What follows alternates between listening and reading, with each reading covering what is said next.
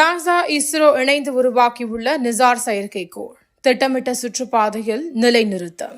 கழிப்பறையில் கூட ஊழல் செய்து கொள்ளையடிக்கும் திமுக அரசு. பாஜக தலைவர் நயினா நாகேந்திரன் கண்டனம். சாதிதான் நம்முடைய முதல் எதிரி என்பதை அனைவரும் உணர வேண்டும். மக்கள் நீதி மய்ய தலைவர் கமல்ஹாசன் பேச்சு. தாவேகாவில் நான் இணையப் போவதாக வெளிவரும் செய்தி வதந்தியே. விஜயதரணி விளக்கம். அரசு பள்ளி என்பது வறுமையின் அடையாளம் அல்ல, அது பெருமையின் அடையாளம். பள்ளிக்கல்வித்துறை அமைச்சர் அன்பில் மகேஷ் பேச்சு.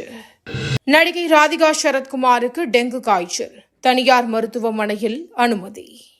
தமிழ்நாடு பாஜகவில் புதிய மாநில நிர்வாகிகள் நியமனம். நடிகை குஷ்பு மாநில துணைத் தலைவராக தேர்வு. 2026 தேர்தல் திருப்பு முனையாக அமையும். சீமான் பேட்டி.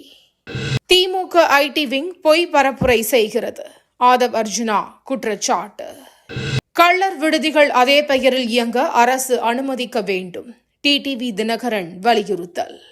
மெல்லக்கூடிய புகையிலை பயன்படுத்தினால் அபராதம். பயணிகளுக்கு மெட்ரோ ரயில் நிர்வாகம் எச்சரிக்கை. ஆகஸ்ட் 1 முதல் இந்திய பொருட்களுக்கு 25% வரி விதிப்பு. அமெரிக்க அதிபர் டிரம்ப் அறிவிப்பு. காஷ்மீர் என்கவுண்டர், 2 பயங்கரவாதிகள் சுட்டுக்கொலை. ரஷ்யா, சீனா, ஜப்பான், அமெரிக்கா நாடுகளுக்கு சுனாமி எச்சரிக்கை. மக்கள் அவசரமாக வெளியேற்றம். நெல்லை, தென்காசி மாவட்டங்களில் இன்று மழைக்கு வாய்ப்பு. வானிலை மையம் தகவல். தினந்தோறும் காலை தலைப்புச் செய்திகளை உடனுக்குடன் தெரிந்து கொள்ள வணக்கம் இந்தியா நியூஸுடன் இணைந்திருங்கள்.